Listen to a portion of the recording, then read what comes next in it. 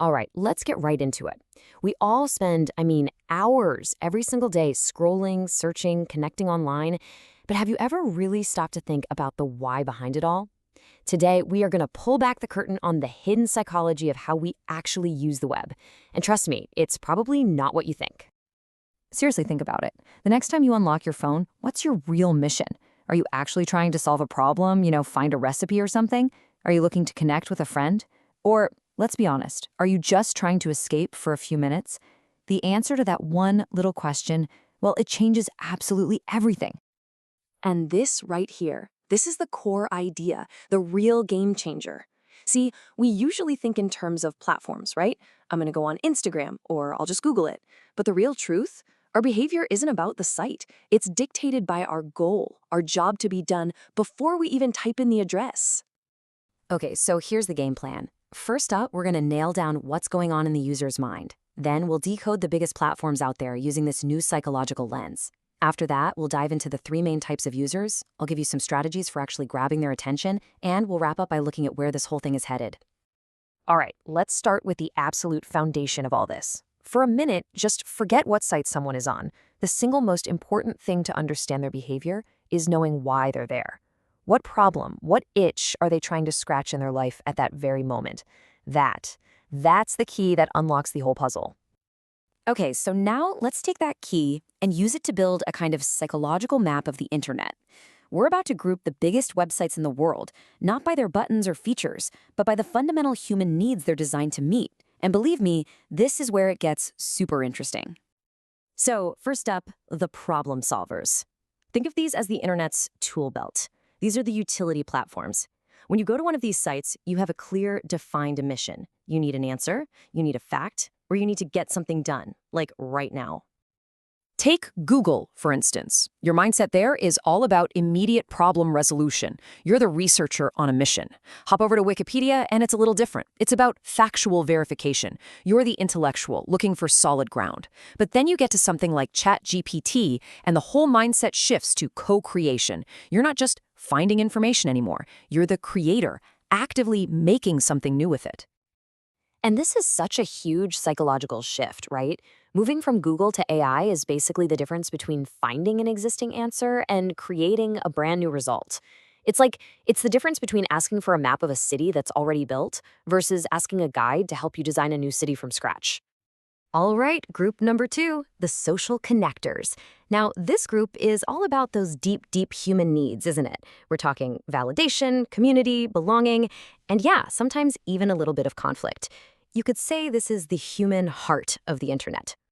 And what's so wild is how each platform caters to a totally different social craving. Facebook, that's all about social validation and a bit of nostalgia.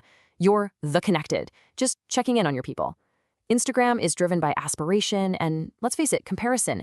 You're the aesthete, crafting the perfect look. X, formerly Twitter, is all about reactivity and conflict. You're the watcher in a chaotic town square. And then there's Reddit, which is all about belonging and getting that raw, unfiltered truth. That's where you become the insider. And last but not least, our third big group, the entertainers and shoppers. This is where we go when we want to escape, to feel pleasure, to learn something without really trying, or just for that simple thrill of buying something. You could call it the internet's grand dopamine factory. And even within this group, the psychology is super diverse. YouTube is interesting because it serves two masters. You've got the student who genuinely wants to learn something, and then you've got the spectator who just wants to zone out and watch. TikTok is pure uncut escapism. It's all about rapid-fire dopamine hits for the hedonist. Netflix wants total immersion from the binge watcher for that big emotional payoff. And Amazon? Well, that's simple. Pure, satisfying consumption for the buyer. Okay, so we've mapped out the where, the platforms. Now let's map out the who. Because let's be real, not all users are the same. There's actually an evolution in how people use the internet, a journey from just passively consuming to actively mastering it. So let's dig into that. And understanding this progression is absolutely crucial. So, step 1 is the beginner. This is the passive consumer who is, for the most part, just served by the algorithm. Then comes step 2, the intermediate user. They become a solution seeker. They start to actively use the algorithm to their advantage. And finally, you get to step 3, the advanced user. This person is an optimizer, a creator. They have learned to master the algorithm. Let's start with the beginner. You know this person. Their signature move is the infinite scroll on TikTok or Facebook. Their expectation is simple: be entertained and do it effortlessly. So, how do you attract them? You need high emotion, really strong visuals, and something the source calls ethical clickbait, which is a great term, right? It just means creating a super compelling hook that you actually deliver on with good content, not just some cheap trick. Then you have the intermediate user. This person has more of a purpose. They're on YouTube figuring out how to fix that leaky faucet, or they're following a niche influencer on Instagram to get tips. They expect to learn something or improve their life in some way. So to attract them, you need to give them clear, useful stuff: how-to guides, top 5 lists, simple case studies that get right to the point. And finally, the advanced user. This person has zero time for fluff. Seriously, they're using GenAI to automate their work, or they're in the trenches of a deep debate on Reddit. What they expect is efficiency, unfiltered truth, and tools that save them time.